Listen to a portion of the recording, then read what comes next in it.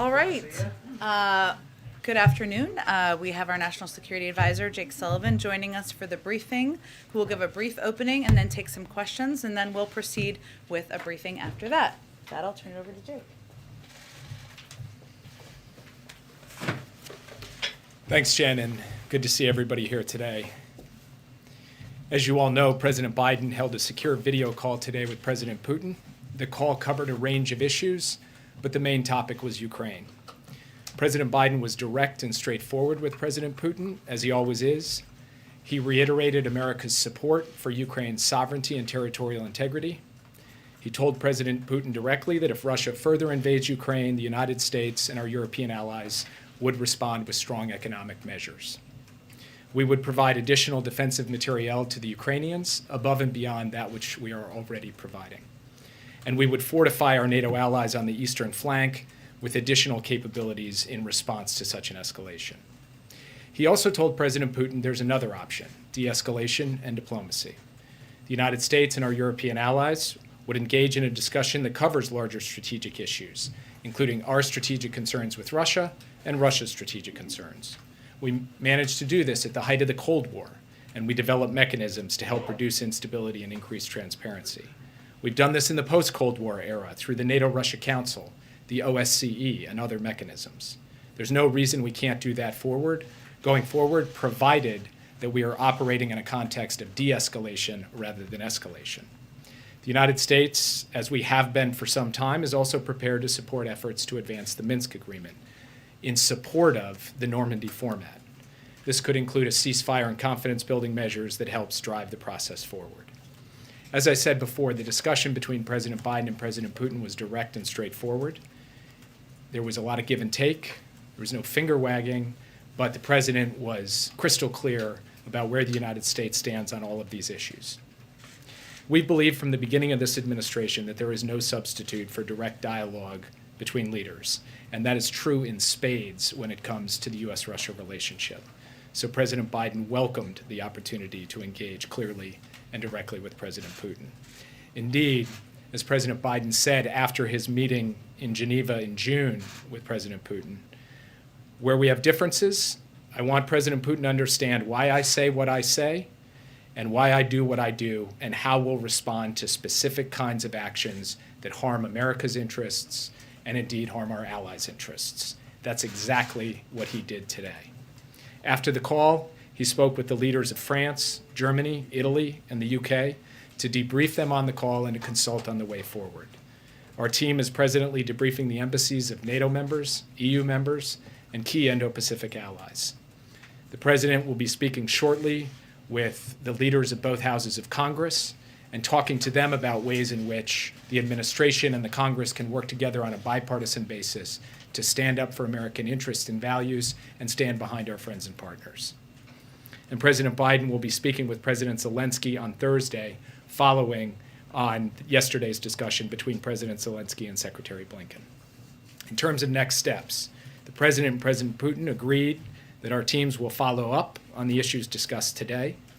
The President and his European colleagues agreed that our teams will work together to ensure that our engagement with Russia going forward both involves and is closely coordinated with European allies and partners so that we are all on the same page.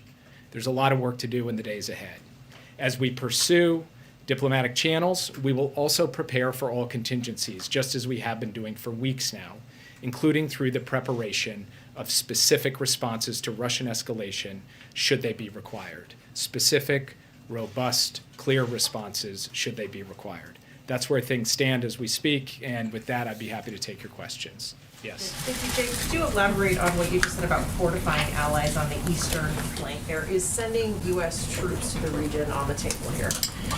So what I'm referring to there is in the event that there is a further invasion into Ukraine, a military escalation in Ukraine, obviously many of our partners on the Eastern Front, our Baltic allies, Romania, Poland, other countries, will be increasingly concerned about the security and territorial integrity of their countries.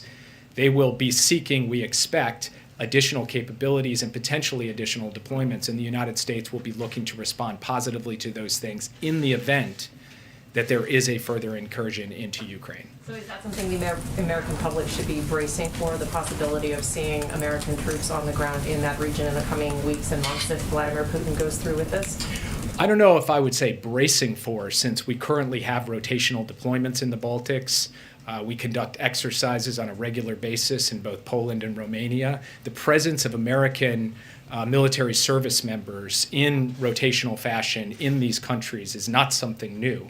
The question here is not that about whether or not the United States is going to send American service members to the territory of our NATO allies. We do that as a matter of course. The question is, what additional capabilities can we provide to ensure that they feel strong and confident in their own sovereignty and territorial integrity? It is those additional capabilities that are on the table in those countries should Russia move in Ukraine in a more decisive way. Yes. Okay, thanks so much. In the days leading up to this call, the White House and administration officials said repeatedly their assessment so far was that Putin had not made a decision over whether to invade Ukraine.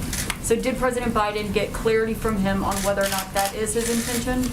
We still do not believe that President Putin has made a decision. What President Biden did today was lay out very clearly the consequences if he chooses to move. He also laid out an alternative path that is fundamentally in keeping with the basic principles and propositions that have guided America in the Euro-Atlantic area for the past 70 years.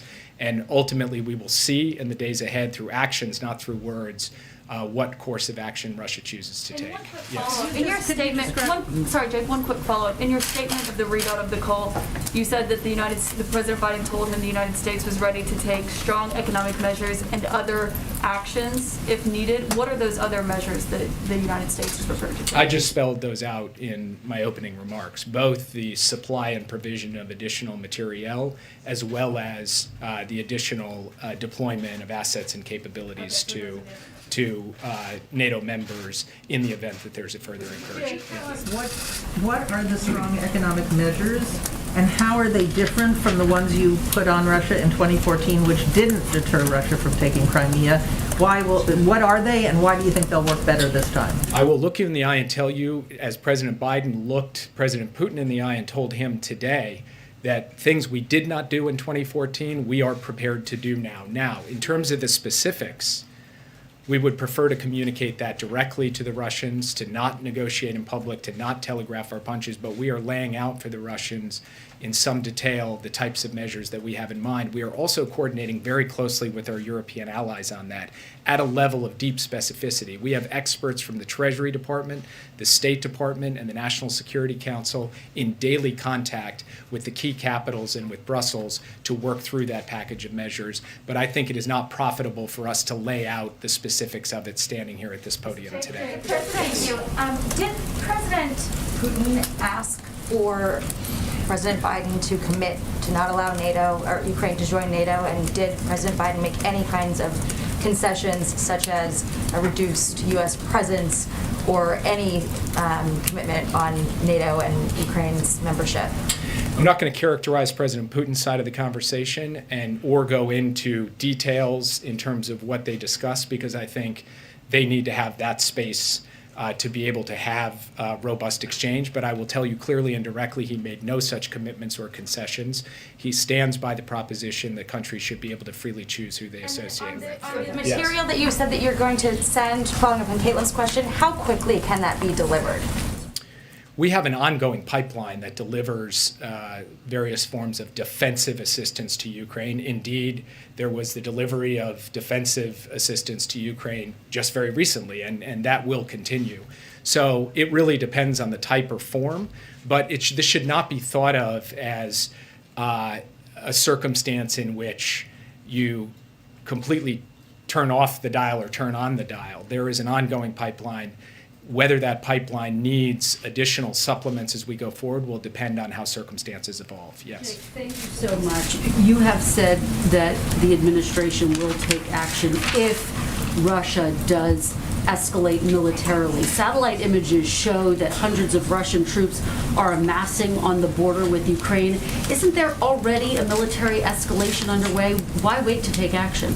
So our view on this is that the fundamental object of the policy the United States is pursuing in lockstep with our European allies is to deter a Russian military invasion of further territory of Ukraine.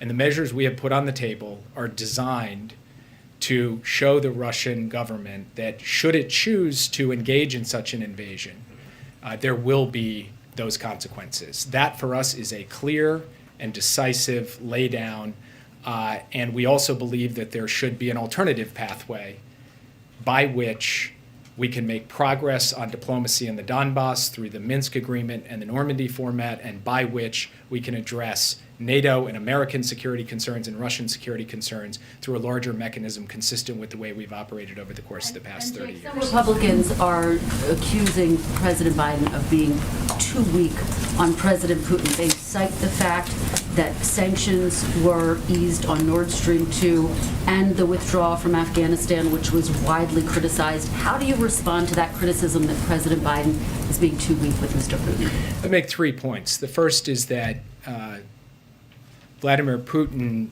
standing behind then President Medvedev in 2008, invaded Georgia when we had 150,000 or more troops deployed in Iraq and Afghanistan. So the connection between our deployments in foreign wars and the calculus of Russian leaders when it comes to the post-Soviet space, there's not good evidence to support that. Number 2, when it comes to Nord Stream 2, the fact is that gas is not currently flowing through the Nord Stream 2 pipeline, which means that it's not operating, which means that it's not leverage for Putin. Indeed, it is a leverage for the West, because if Vladimir Putin wants to see gas flow through that pipeline, he may not want to take the risk of invading Ukraine. And then number 3, the president has shown over the course of the past 8 months that he will do what he says he's going to do in response to Russian actions. So President Putin can count on that. He said he would impose costs for Navalny. He said he would impose costs for SolarWinds. He did those things, and if Russia chooses to take these actions in Ukraine, he will do the same. He's not doing this to saber rattle. He's not doing it to make idle threats. He's doing it to be clear and direct with both the Russians and with our European allies about the best way forward. And we think this stands the best chance alongside a pathway to de-escalate to avert a potential crisis with respect to an invasion of Ukraine. Russia suggested in recent days starting talks on a new European security pact. Did Putin bring this up, and did President Biden agree to start those talks? Again, I'm not going to get into the details or characterize what President Putin said. I will say that formal agreements or formal treaties were not on the table in the conversation today, but the straightforward notion that the United States, flanked by our European allies and partners, would be prepared to talk to Russia about strategic issues in the European theater, that was on the table, and we are prepared to do that, as we've been prepared to do that throughout both the Cold War and post-Cold War eras. What the right mechanism for that is, what the agenda for that is, and what comes of that, that is all to be worked out as we see how things proceed in the coming days. The Kremlin has been going on since late October. Why hasn't the U.S. given additional material to Ukraine yet? This has been escalating for weeks. Why wait? As I just pointed out in response to an earlier question, we are continuing to deliver defensive material assistance to Ukraine. We have done so just in the past few days. The Kremlin readout said that President Putin proposed to President Biden that both lift all restrictions on diplomatic missions that have been imposed in recent years. Can you say whether that's something President Biden is open to, or whether it's something he spoke to on the call? President Biden is open to creating functioning diplomatic missions in both countries, but he didn't make any specific commitments with respect to the best pathway to do that. What he said was that as leaders, President Biden and President Putin should direct their teams to figure out how we ensure that the embassy platform in Moscow is able to function effectively, and as we believe the embassy platform here in Washington is able to operate effectively for the And Russians. just to follow up on Nord Stream, have you sent any message or had any meetings with the incoming German government on this issue? Are you urging the new incoming government to essentially threaten to pull support for this pipeline if there is an incursion, a further incursion into Ukraine? We've had intensive discussions with both the outgoing and incoming German governments on the issue of Nord Stream 2 in the context of a potential invasion. I'm not going to characterize it beyond that, other than it is an object of great priority for the Biden administration. Reverse his waiver on. Jake, I'm sorry.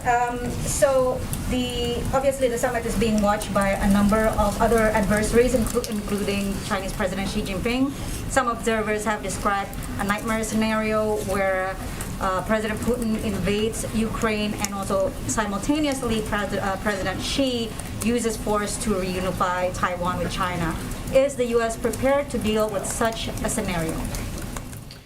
The United States is going to take every action that we can take from the point of view of both deterrence and diplomacy to make sure that the Taiwan scenario you just described never happens, and to try to avert the invasion and deter the invasion into Ukraine. That is the object of our policy right now. Those are the steps we are taking. That's what President Biden is doing and the messages that he's sending to President Putin. And with respect to Taiwan, the sum total of the efforts we've undertaken over the course of the past 8 months in the Indo-Pacific have also all been geared towards avoiding any kind of scenario where China chooses to invade. The president addressed about Yes. Is there any promise from the Russian side to use leverage to change Iran on its position? The president and President Putin had a good discussion on the Iran issue. It was productive.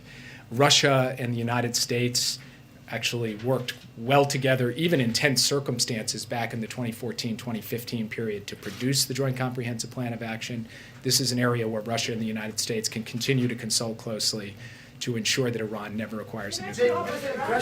Why did Ukrainian officials first deny that there was any troop buildup when Washington started putting out the information, and then change their tune after the meeting with Blinken?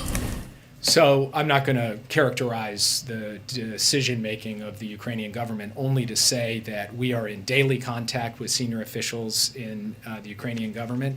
I'm in nearly daily contact with my counterpart in the Ukrainian government, and we believe that we are seeing a common threat picture here. And our message to our friends in the Ukrainian government, as our message was today to President Putin, is that the United States supports the Minsk process, wants to see progress made towards a ceasefire, towards confidence-building measures, and that is the best way forward. Yeah. Is the world safer today after that conversation between the two leaders, or less safe? And then I have a follow-up as to your answer. So all I will say is that the ultimate metric for whether the world is safer or not is facts on the ground and actions taken, in this case by Russia. Let's see. We are prepared to deal with any contingency, as I said at the outset, and I'm not going to make predictions or characterizations. I'm only going to say that President Biden will continue to do all of the necessary prudent planning for a variety of different pathways that could unfold in the weeks ahead. There is an impression in the Middle East that this administration is going to redo the Obama deal, lifting sanctions, unfreeze millions of dollars to this regime, that it's going to be spread to the proxies like Hezbollah. Hezbollah became stronger and stronger from the money that Obama gave to this particular militia. So is this going to happen? Are you going to address the proxies of Iran this time at the table of the negotiation? So I'd make 3 points in response to that. Since Donald Trump made the decision to pull the United States out of the Iran nuclear deal in 2018, Hezbollah has continued to menace Lebanon and the region. Iran's proxies in Iraq and Syria and Yemen have continued to move forward. So not being in the nuclear deal has hardly been a solution to the proxies. Second, nothing about the nuclear deal stops the United States' capacity to deal with those proxies, and we are prepared to do so. In fact, in response to attacks on American forces in Iraq, the United States has twice under President Biden taken action, direct military action in response to those proxies, in addition to undertaking sanctions. And third, ultimately, an Iran with a nuclear weapon is going to be a greater menace in partnerships with its proxies than Iran without one, and so it is our determination to ensure they never get a nuclear weapon, and diplomacy is the best way. Yes. Can I follow up on Iran, please? The Iranians announced that they're going back to negotiation on Thursday. The administration criticized them last week, and they said they were not serious. In fact, they reversed the progress. What makes you think that, apart from hope, that actually they are serious this time, and how much over time you're willing to do it? And secondly, your counterpart, you negotiate with your allies and you coordinate with them. Your counterpart in the UAE is visiting Tehran as we speak. So is this a unilateral effort from the Emirates to do it, or to reach to Tehran, or do you think this is a coordinated effort with the United States? I'll put this quite simply. The more Iran demonstrates a lack of seriousness at the negotiating table, the more unity there is among the P5+1, and the more they will be exposed as the isolated party in this negotiation. So really, the ball is in Iran's court as to whether it wants to show up and demonstrate that it's going to be serious or not. Looking forward to the meeting with, or the conversation with President Zelensky later this week, are there any steps or compromises Ukraine might be able to make to find a way to end this peacefully? So again, as I mentioned before, we're in constant contact with senior levels of the Ukrainian government. Secretary Blinken just spoke with President Zelensky yesterday.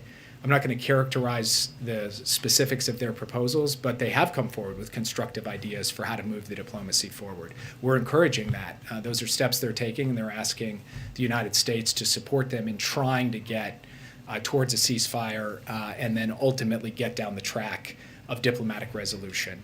We believe that that is good and positive, and I believe that President Biden and President Zelensky will discuss that diplomatic pathway when they speak. Can I just ask you about Nord Stream 2? You said Putin should, if he wants to risk the pipeline not being turned on.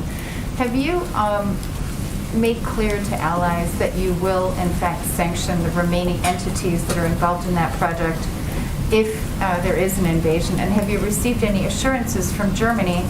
When Chancellor Merkel was here, there was discussion about what to do if Russia weaponized those gas supplies.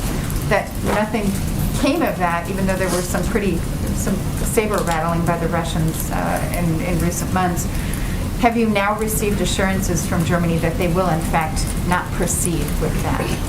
So in response to an earlier question, I said I wasn't going to get into the specific sanctions measures that we intend to impose, although we will be communicating those directly to our Russian counterparts, and we will be working through them detail by detail with our European counterparts. What I will tell you is that the subject of the future of Nord Stream 2 in the context of an invasion of Ukraine by Russia in the coming weeks is a topic of utmost priority. It has been discussed thoroughly. I'm going to leave it at that for today.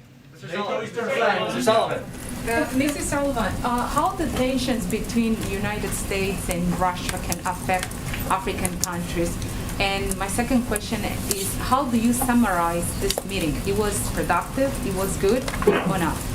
It was a useful meeting. It was useful in the sense that it allowed President Biden to lay out in clear and direct and candid terms where the United States stands on this issue, and to do so having coordinated closely with his allies and partners beforehand, and also to talk about a potential way forward. Now, on the question of African partners, this is true the world over. The attempt to change the territories of another country by force should be vigorously opposed by every country in the world, including every country in Africa. I'll just take one more question. What was Putin's demeanor over the course of the 2 hours? Did he signal any willingness to back down? Again, I just make it a practice not to characterize the other side's position. He can speak for himself. I would say that his demeanor, like President Biden's demeanor, was direct and straightforward. And again, as I said in my opening remarks, this was a real discussion. It was give and take. It was not speeches. It was back and forth. And President Putin was deeply engaged, and I'm going to leave it at that in terms of trying to characterize where he is. All I can tell you is there is a tasking coming out of that meeting by the two presidents to their teams to start talking about how we might think about the diplomatic path.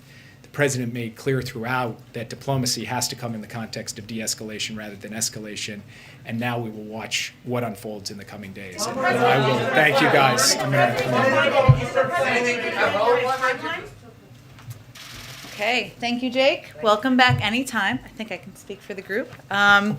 Okay, I just have a couple of items for all of you at the top. I wanted to just preview tomorrow. The president will be headed to Kansas City, Missouri, where he will continue highlighting how the bipartisan infrastructure law delivers for Missourians by rebuilding roads and bridges, upgrading public transit, replacing water infrastructure, and creating good-paying union jobs. The trip is a part of the president and the administration's nationwide tour that demonstrates how the president is following through on his promise to forge bipartisan consensus and prove our democracy can deliver big wins for the American people. And while he's there, he's going to be engaging with Governor Mike Parson, Kansas City Mayor Quentin Lucas, Representatives Sharice Davids and Emmanuel Cleaver, and a number of other state and local elected officials. He's going to be visiting the Kansas City Area Transportation Authority, and he will discuss how the historic investments in the bipartisan infrastructure law will provide more than $670 million in formula funding for public transportation, making commutes easier so people can get to work and home faster. The investments will also help Kansas City's ambitious zero-fare, zero-emissions plan to reduce pollution and increase opportunity by providing free public transit. He'll also discuss how the investments will help repair some of the 2,190 bridges and over 7,570 miles of highway in poor condition, with Missouri receiving $7 billion for highways and bridges, a nearly 30% increase in federal funding. And finally, he'll talk about how this bill will help support Kansas City's upgrades to its old and overwhelmed sewer system, which could cost the city $1.4 billion to complete. Missouri will receive more than $860 million to improve water infrastructure that will help deliver clean drinking water in every community. Also wanted to note that today the U.S. Surgeon General, Vivek Murthy, issued a new health advisory calling for immediate action to address the nation's youth mental health crisis. No child should feel like they have to go through a mental health battle alone. Students and families should feel supported, confident, and empowered. Everyone has a role to play in protecting and promoting the mental health of our youth. This advisory on protecting youth mental health lays out a series of recommendations that individuals, families, community organizations, social media companies, governments, and others can take to improve mental health for children and adults. Also wanted to note that the Vice President she hosted a summit today to mark the first ever White House Maternal Health Day of Action. She issued a nationwide call to action to both the public and private sector to help improve maternal health outcomes in the United States. In conjunction with the summit, the Vice President announced a new Department of Health and Human Services report showing the impact of pregnancy-related Medicaid coverage, and that the Centers for Medicare and Medicaid Services is proposing the establishment of birthing-friendly hospital designation and guidance to states on how to cover Medicaid postpartum services for a year. Amar, why don't you kick us off? Does the White House have any reaction to a federal judge in Georgia's decision to block the administration from enforcing the COVID-19 mandate, vaccine mandate for employees or federal contractors? Well, the reason that we proposed these requirements is that we know they work. And we are confident in our ability legally to make these happen across the country. As you know, the federal government, the largest employer in the country, we have successfully implemented these requirements in a way that has not only boosted vaccinations in the federal government with more than 92% of people vaccinated, but also helps avoid disruptions in operations. And our implementation sends a clear message to businesses, including federal contractors, that similar measures will protect their workforce, protect their customers, and protect our communities. I'd also note that a number of businesses across the country have also implemented these requirements, vaccinating or testing requirements, depending on the organization. And the CEO of Lockheed said last week that they are at over 95% on track to be compliant and are well on their way to be able to maintain operations. So I would just note, of course, the Department of Justice will vigorously defend this in court, but we know it works. That's why the President and the administration will continue pressing forward. And how is the AWS outage affecting the government? And has the White House gained any insider understanding of the cause? We have, of course, seen those reports, Amr, which I know were just out earlier today. I don't have anything new to update you on, but we can check and see later this afternoon if there is. And finally, on the arrest in France of the Khashoggi subject, just wondering if the White House had any immediate reaction. We did see the report, but I don't have any additional comment from here. Go ahead. I just wanted to ask you about the debt ceiling. It looks like there's some movement on that. Can you tell us whether the president has spoken with McConnell, Senate Majority Leader McConnell, on that issue, and if you feel like you've kind of gotten over that hurdle, does that open the door to other compromises and more bipartisanship? Well, the president has always felt the doors open. He's never closed it. But I will say we are heartened to see the progress being made today and hope for quick consideration so we can focus on the president's economic agenda, his Build Back Better agenda that will lower costs for Americans across the country as early as next year, child care, elder care, health care, et cetera. And this would leave space to spend time and focus on that. We have seen Leader Schumer and Senator McConnell engage in discussions in good faith to move this forward, to prevent a default. That certainly is a good sign, and today was a positive development. We'll, of course, defer to Leader Schumer and Speaker Pelosi on the legislative mechanics and the path forward.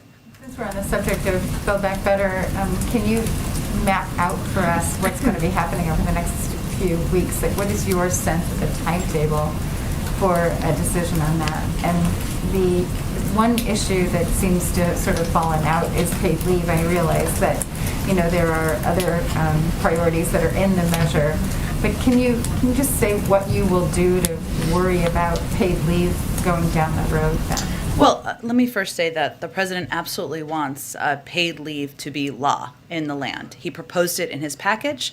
We have fought for it in negotiations. We also fully recognize we need every single Democrat to support this bill in order to move it forward. I would note for the first part of your question, Andrea, in terms of what will be happening, I would really point you to the Dear Colleague letter that Leader Schumer put out yesterday, which outlined in great detail what's happening behind the scenes, whether it is the ongoing discussions between Senate committees and the bird-proofing process, as we call it, to review and consider components of the Build Back Better agenda and whether they will pass the bird bath. That is ongoing. The parliamentarian is clearly reviewing that.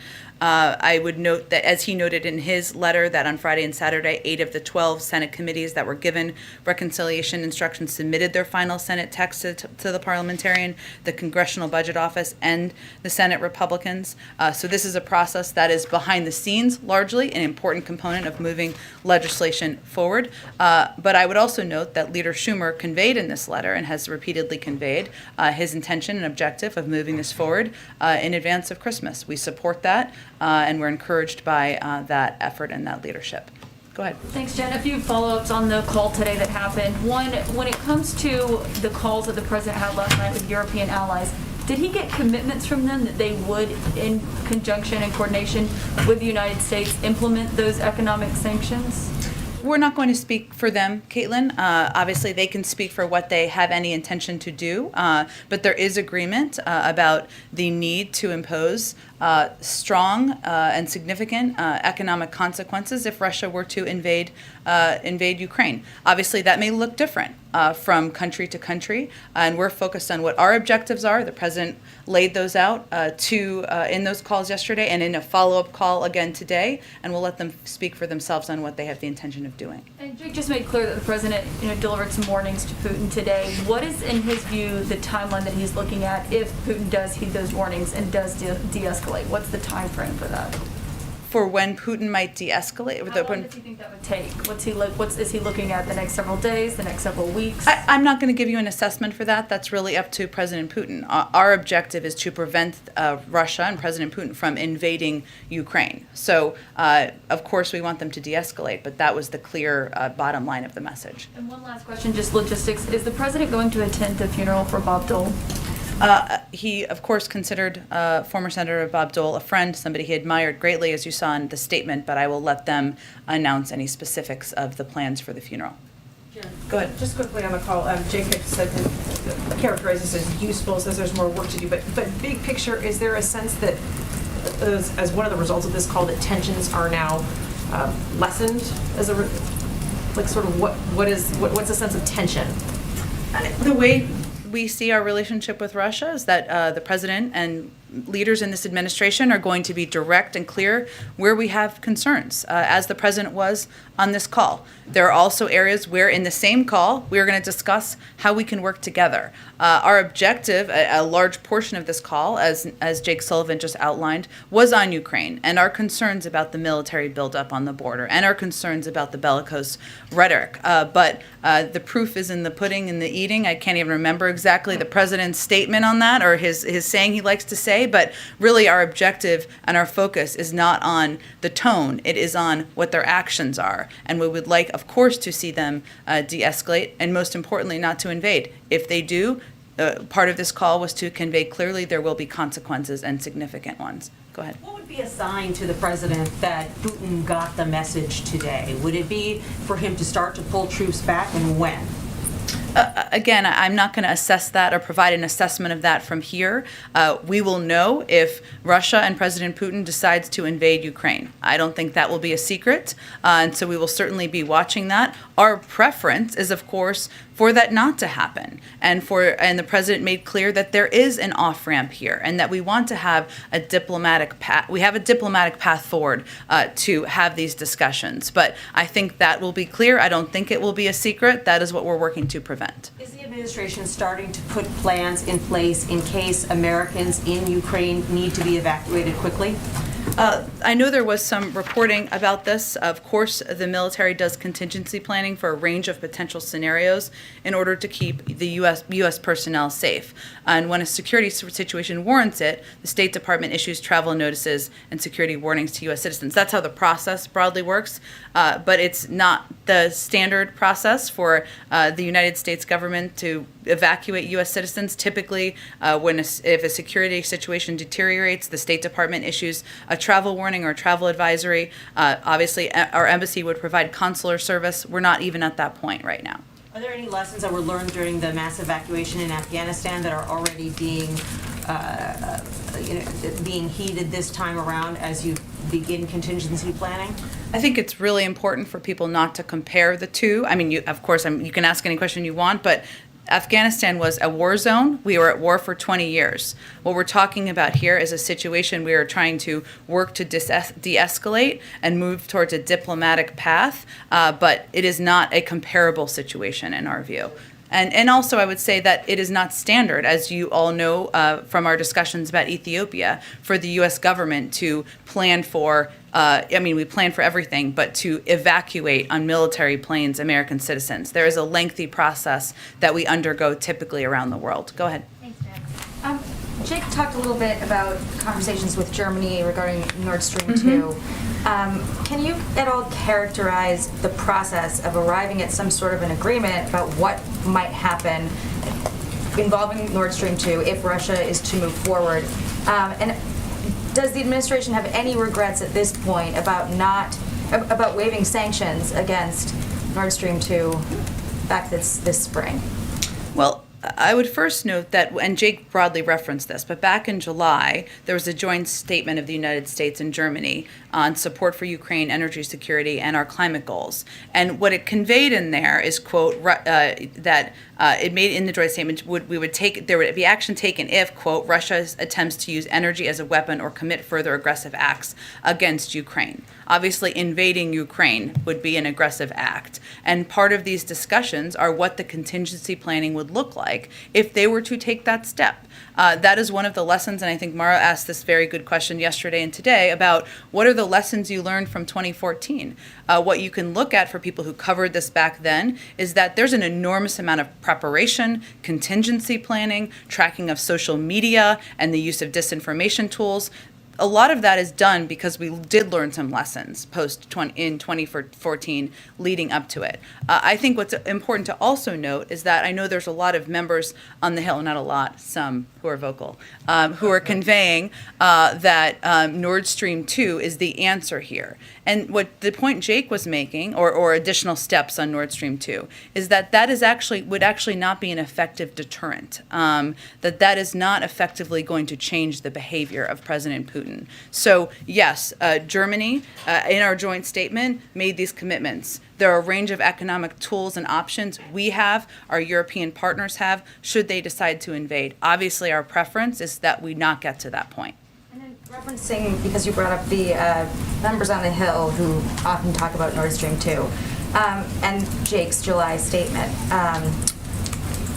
These members say that Russia has taken action that, using gas as a geopolitical weapon. They point to, coercing and manipulating countries in Europe over the course of the summer, taking advantage of the energy crisis, for instance, just a couple months ago.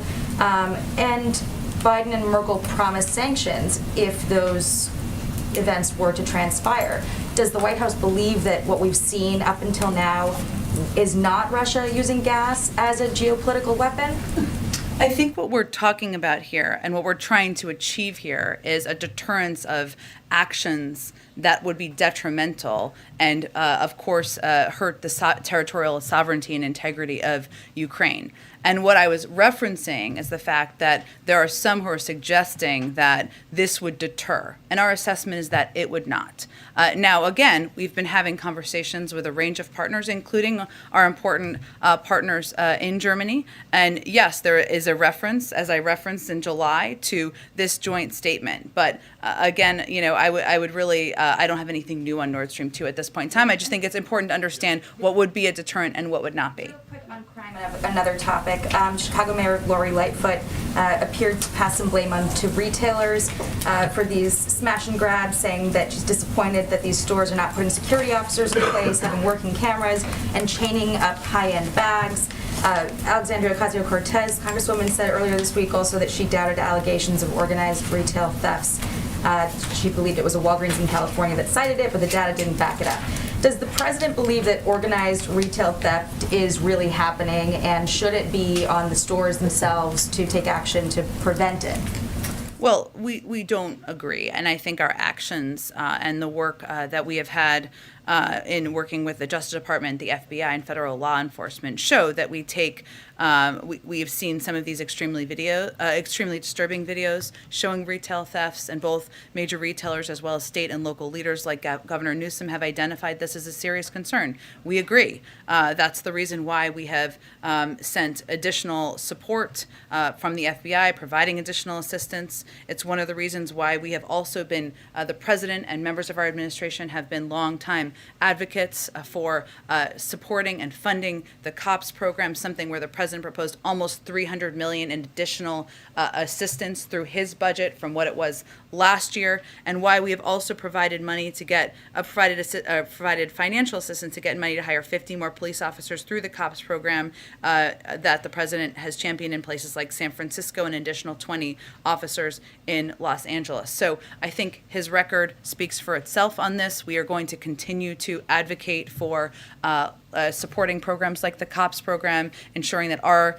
law enforcement are good partners as we're working to address these retail thefts across the country. Go ahead, Kristen. Jen, thank you. I have a foreign policy and a domestic. I'll start Great. with the Okay. foreign policy. It's a big picture question. Okay. The withdrawal from Afghanistan over the summer was widely criticized. There are increasing tensions with China and Taiwan, and now you have Russian troops amassing on the border with Ukraine. Candidate Biden campaigned on a pledge to restore America's credibility on the world stage on his foreign policy experience. Is he living up to that pledge? Well, Kristen, he also campaigned on a promise to bring an end to a 20-year war that should have ended 10 years ago, and to bring our troops home and not to send another son, grandson, granddaughter, or daughter into a war that the Afghans aren't willing to fight themselves. He also pledged to stand up for democracy and pledged to stand up for countries like Ukraine and their territorial integrity. And that's something that he is standing up for and vocally doing now, and raising concerns he has about the bellicose rhetoric and the military buildup. And he also pledged to stand up for human rights. And you saw this decision we made yesterday, that's just not made yesterday, but the announcement, I should say, made yesterday about the decision to not send a diplomatic presence to the Olympics, because he believes it needs to be more than words, it needs to be actions. And I think he is certainly delivering on his values and how he proposed he would be leading in the world. Domestic question, Jen. John Tester just told NBC News that he plans to support the provision to essentially nix the Biden administration's vaccine mandate for big businesses. So he, along with Joe Manchin, what is your response to that, the fact that some Democrats are joining on to that? And should it make its way through the House, it's obviously facing an uphill battle there, would the president veto that? Well, let me first say that the president has a great relationship with Senator Tester, one with Senator Manchin, and he has always had constructive and open dialogue with both of them. I think it's important to remind everyone what this OSHA rule is all about. One, it's based on a 50-year-old law, and we are confident in our ability to implement it. It's about not just requiring vaccination, but unvaccinated people to get vaccinated, but the alternative of testing. So testing once a week.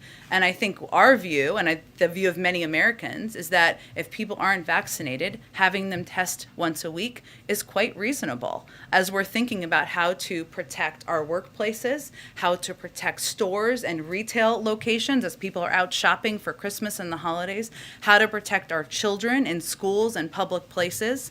And we also know that more than 100 leading public health experts have endorsed this rule. It's also building on what we've already seen businesses do on their own. 60% of businesses across the country are implementing these requirements because they know they work, they know people will feel confident being in their workplaces, and they know that they will provide a more stable work environment. So we certainly hope the Senate, Congress will stand up to the anti-vaccine and testing crowd, and we're going to continue to work to implement these. If it comes to the president's desk, he will veto it.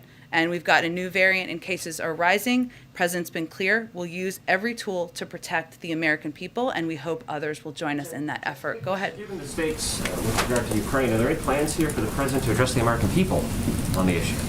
The president does speak to the American people nearly every day, but we will certainly keep you updated if there's something more formal to announce. Specifically on Ukraine, I mean, you're talking about the possibility of serious consequences, I mean, economic and otherwise. Is this something the president intends to talk to the public about? I understand, Steve. I'm sure the president will certainly be communicating with all of you and the public about this and many other issues in the days to come. I don't have anything to preview for you at this point in time. Follow-up.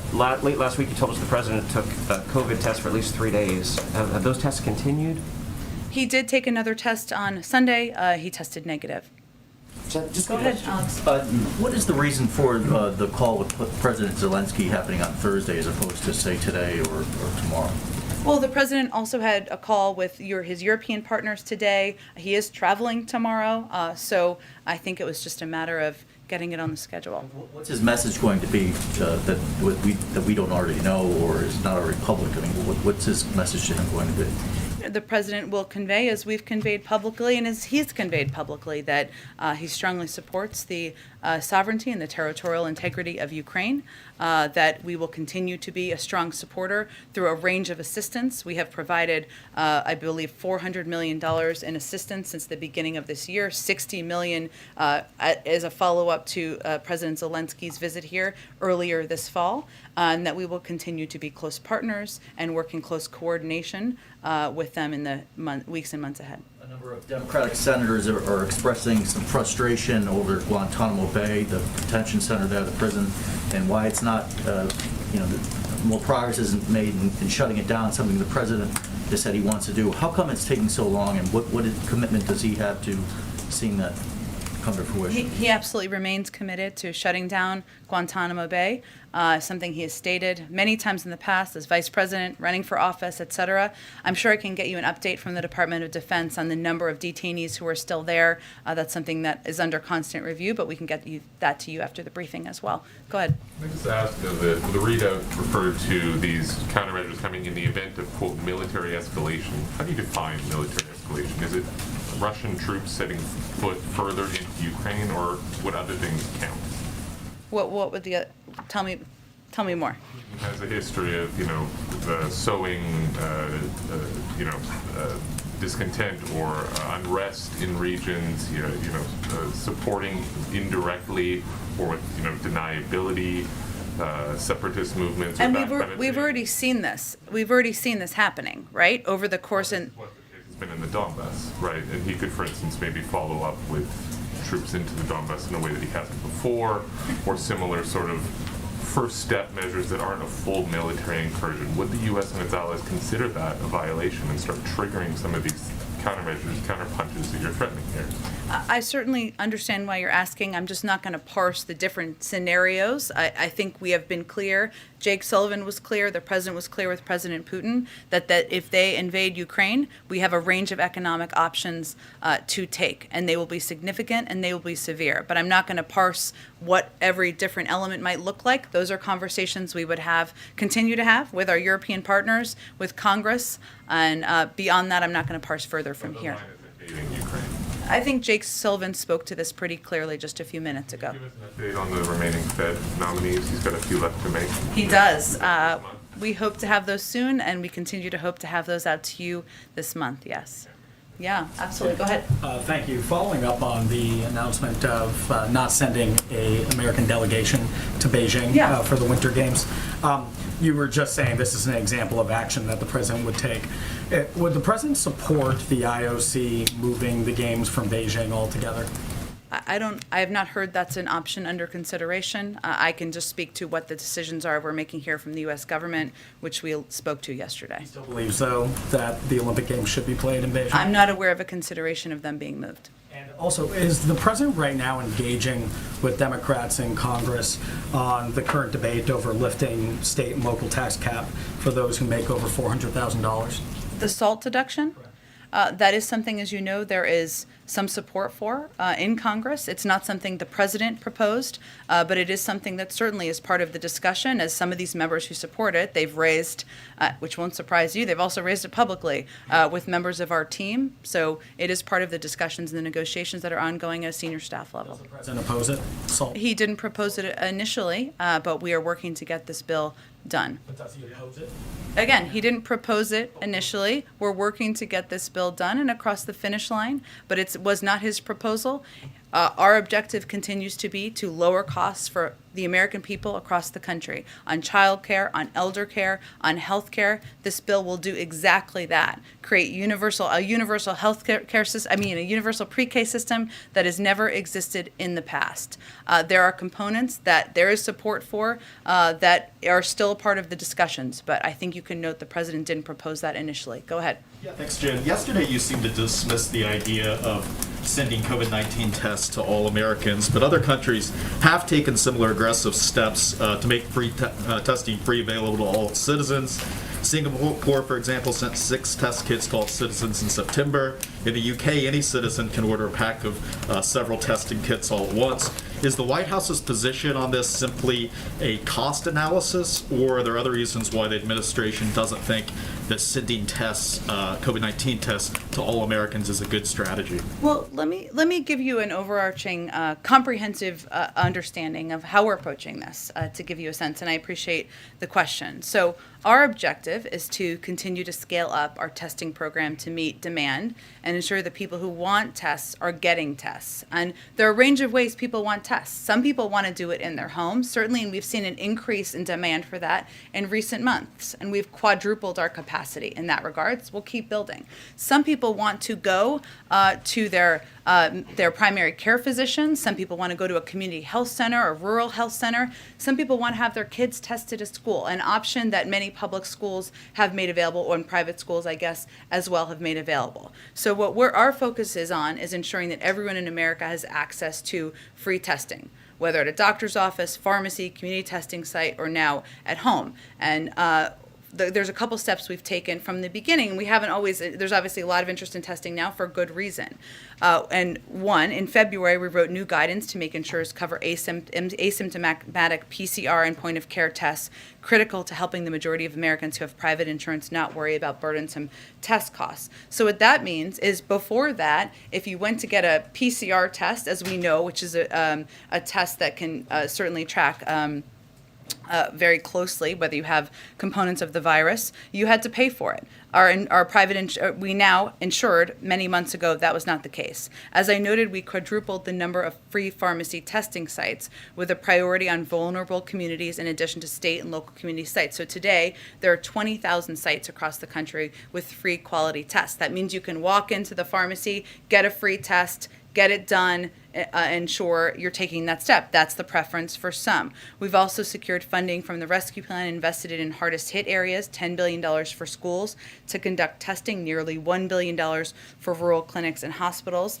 And toward the summer, we also planned for the school year, ensuring school districts had the resources to set up a testing program to ensure kids stayed in school. We also doubled down our work to get testing to congregate settings that were more vulnerable and where demand was higher. As Delta hit in the summer and demand increased for testing, we immediately jumped into action. And as we've seen at-home tests become more in demand, we've taken steps on that front to make them free. So if you have private insurance, we're making sure you'll get reimbursed by your insurer for at-home tests, if that's your preference, if that's what you would like to do.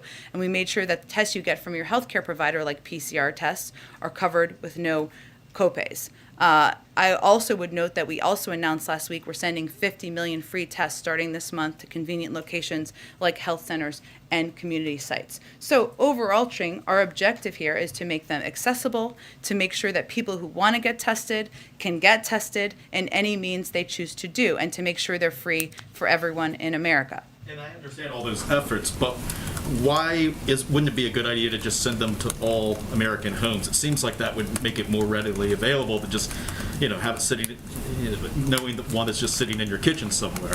Why isn't that a way that would be an effective strategy? Well, our assessment is that the best way to make these tests readily available and accessible to people is to make them available, meet people where they are, and make them available at places where people go: community health centers, rural health centers, pharmacies, doctors' offices, schools, and also have a component where people can have tests for free at their home. But our approach is not to send everyone in the country a test, just to have millions of tests go unused where we know others can make use of them. So we have made an assessment about how to make them free and available to Americans across the country. That's absolutely our objective, and we'll continue to build on it. And you did seem to reference cost yesterday, so is that concerned with just how logistically, financially, how hard that would be to get to all American households? Again, our objective is to make them readily available to people where they are across the country, and we have made the assessment that doing that is most effective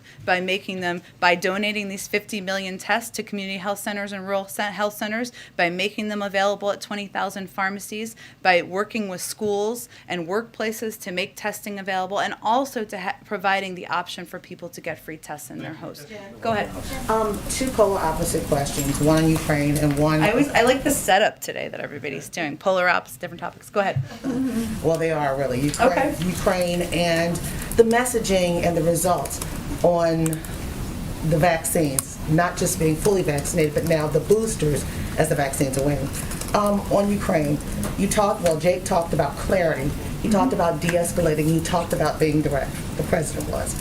But is there any room, as the effort is to de-escalate, is there any more room for the president to maybe have another conversation, another direct conversation with Putin on this in efforts, as we seem like we're at the 11th hour?